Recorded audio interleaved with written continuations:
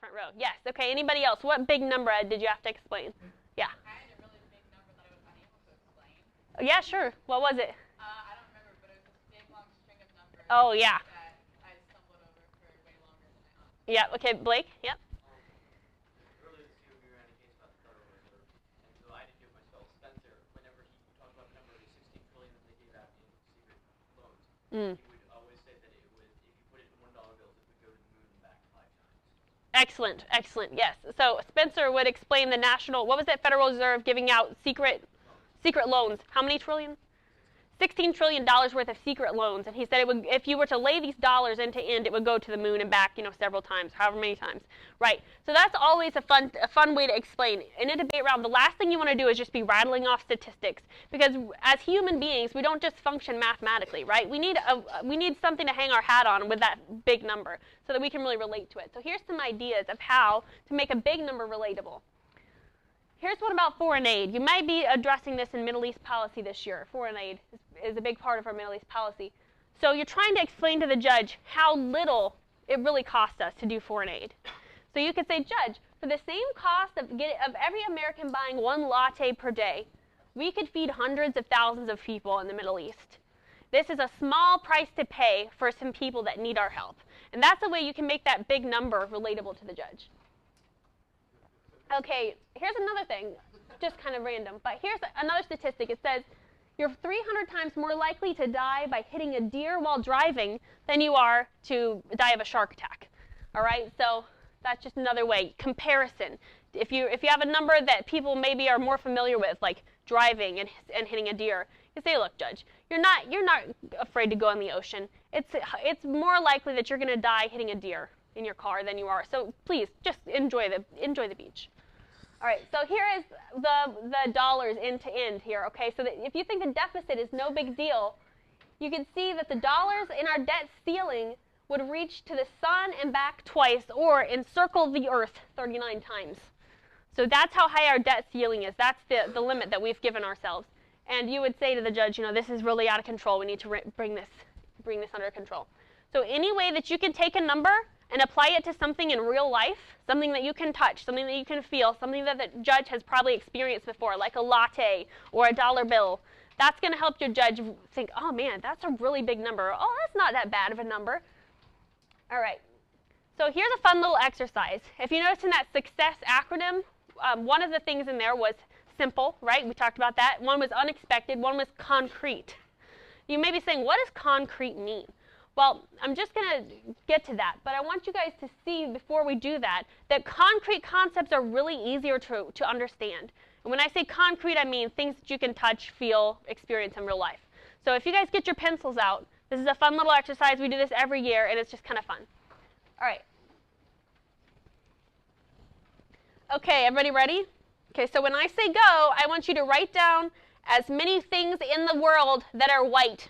Anything in the universe. Go. 15 seconds. Go.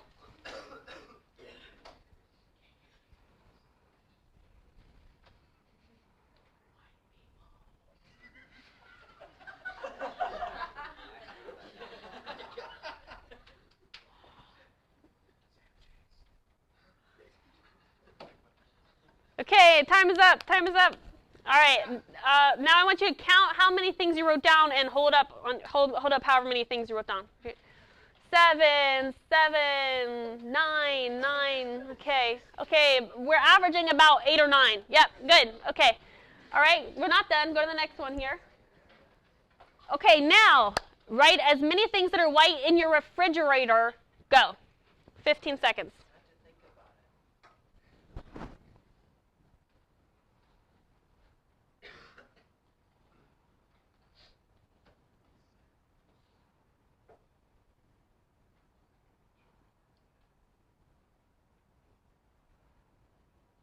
Okay, time's up. Now, how many things did you find?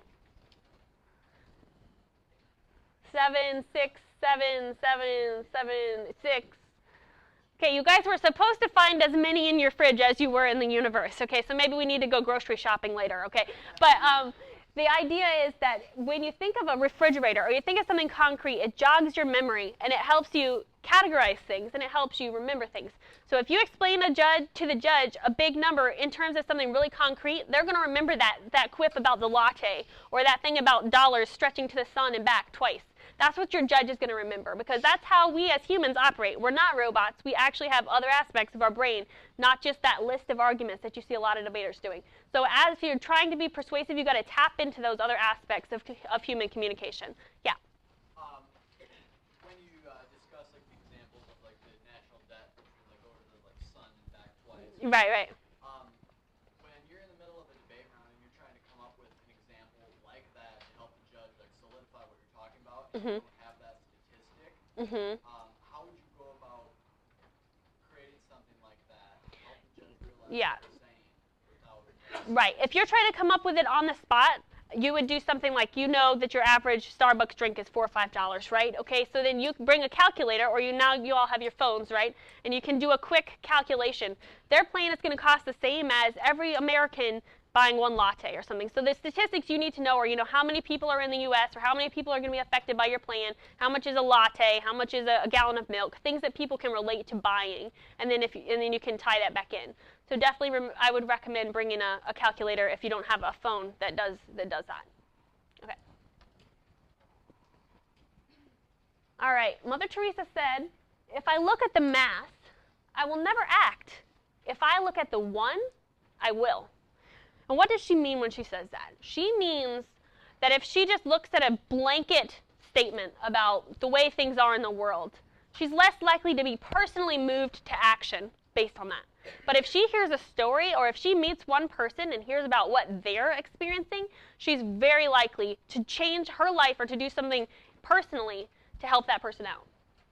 So how can you do this?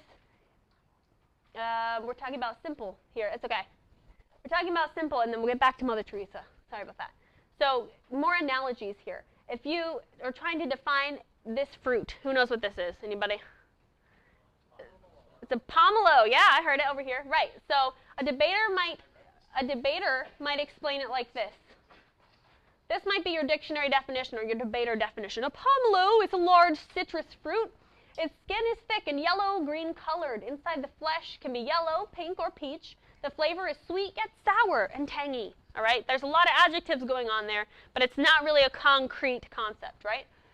A simple and concrete way to explain it is to take something that the judge is already familiar with and bring it back to that. So who is not going to have heard of a grapefruit, right? So you say, okay, Judge, a pomelo is really a giant green grapefruit, and it has a really thick rind. So if you can hang your hat on that, oh, grapefruit, okay, I can categorize that. I've heard of that. I've done that before. Then you can explain it in a way the judge can understand. So let's go to something a little bit more technical. A few years back, there was this case that was really popular, and I really don't know why, but it was really popular, and their idea was they're going to have space-based solar power, okay? And people debated the entire year.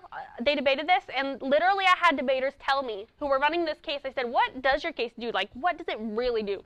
They would say, I don't really know. I said, well, what are you putting up in space? Well, I don't know, but it's like solar power. I mean, it's gonna microwave channel power back to Earth. I'm like, all right, this needs help. So here's a way you can explain it. If you're a debater, you might say it in this many words. You'd say, we must protect the environment by putting some geostationary orbiting solar energy stations that absorb and convert solar power. Then we're going to transmit that back via microwave rays, and that's how we're going to reduce dependence on foreign oil. No, that does not explain the case at all right? But here's an idea. Is if you get the judge, think of something they've heard of before, all right? We've heard of solar panels. So you say, okay, judge, in essence, in a nutshell, what my case is doing, it's going to put solar panels on satellites to solve for future energy needs. That way you did two things. You took the solar panels that the judge knows about, and you took satellites. Everyone can kind of picture in their mind what does a satellite look like. And you gave the judge a concrete explanation for that. Okay.